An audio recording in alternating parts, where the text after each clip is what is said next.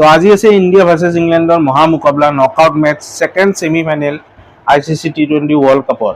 যোৱাকালি আমি দেখিলোঁ ফিন এলেনৰ মাষ্টাৰ ক্লাছ আৰু নিউজিলেণ্ডে ফাইনেলত গৈ ৱেইট কৰি আছে যে কাৰ লগত খেলিব। গতিকে আজি কথা পাতিম ইণ্ডিয়া ভাৰ্চেছ ইংলেণ্ডৰ সেকেন্ড সেমিফাইনেলৰ কথা। তাৰ আগত মই কওঁ পাকিস্তানত বহি মহম্মদ আমিৰে প্ৰেডিকশ্যন কৰি আছে যে আজি ইংলেণ্ড জিকিব বুলি। তো দেখা যাওক তাৰ প্ৰেডিকশ্যনটো সঁচা হয়নে নহয়। তো যদি মই কওঁ ইণ্ডিয়া আৰু ইংলেণ্ডৰ দুইটা টিমে বেলেঞ্চ চাইড হয়, দুইটা টিমৰে বহুত অলৰাউণ্ডাৰ্ছ আছে। আৰু মই যদি কওঁ ইংলেণ্ডৰো একদম লাষ্ট প্লেয়াৰ 2লৈকে বেটিং কৰিব পাৰে, জফ্ৰা আৰ্চাৰলৈকে আদিল ৰাছিদলৈকে বেটিং কৰিব পাৰে। আৰু ইণ্ডিয়াৰো যদি মই কওঁ বহু ভালেখিনি বেটিং অপশ্যন আছে, 9 নম্বৰ মানলৈ অপশ্যন আছে।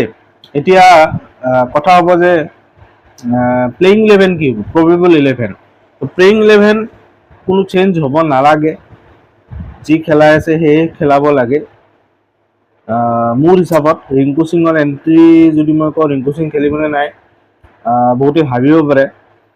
গতিকে ৰিংকু সিঙৰ এনেকুৱা এখন ইম্পৰ্টেণ্ট মেটছত যিহেতু ৰিংকু সিঙে ফিজিকেলি আৰু ইম'চনেলি ভাঙি আছে আৰু যিহেতু তাৰ লাষ্ট মেটছখন খেলা নাই, গতিকে তেওঁক লোৱাটো সম্ভৱ নহ'ব পাৰে। গতিকে মই এবাৰ কৈ দিওঁ যে ষ্ট্ৰংগেষ্ট 11 দুইটা টিমৰে কি হ'ব পাৰে। যদি মই ইণ্ডিয়াৰ হৈ কথা কওঁ তেনেহ'লে অভিষেক শৰ্মা আৰু সঞ্জু চেমছন। আমি দেখিছোঁ লাষ্ট মেটছত ৱেষ্ট ইণ্ডিজৰ লগত 1 হেণ্ডেড নক মানে লোন ৱেৰিয়ৰ সঞ্জু চেমছনে অকলে এটা ইনিংছ খেলি কিনে মেটছখন লৈ যায় ৱেষ্ট ইণ্ডিজৰ হাতৰ পৰা। আৰু ট্ৰিকি মেটছ আছিল, 196 ৰান সহজ নহয়।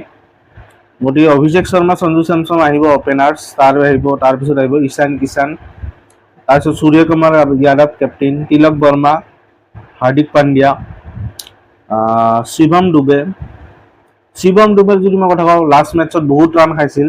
গতিকে শিৱম ডুবেক কেনেকৈ ৰটেট কৰে সূৰ্যকুমাৰ যাদৱে সেইটো চাবলগীয়া হ'ব। তাৰ লগত আছে আমাৰ অক্ষৰ পটেল, জসপ্ৰীত বুমৰাহ, বৰুণ চক্ৰৱৰ্তী আৰু অৰ্শদীপ সিং। এতিয়া কথা হ'ল আমাৰ ইণ্ডিয়াৰ যদি মই কথা কওঁ বৰুণ চক্ৰৱৰ্তী লাষ্ট 2খন মেটছত ৰান লিড কৰিছে বহুত। চাউথ আফ্ৰিকাৰ লগত আমি দেখিছোঁ ৰান লিড কৰিছে, আৰু ৱেষ্ট ইণ্ডিজৰ লগৰ মেটছখনতো ৰানছ লিড কৰিছে, আৰু অৰ্শদীপ সিঙেও ৰানছ অলপ লিড কৰিছে। গতিকে চাবলগীয়া হ'ব যে সঠিক টাইমত কালি যেনেকৈ নিউজিলেণ্ডে right job at the right time pick কৰিছে, ঠিক টাইমত তেনেকৈ ইণ্ডিয়ান টিমৰ এই দুজন ডাঙৰ প্লেয়াৰে পিক নিজৰ বেষ্ট পাৰফৰ্মেঞ্চ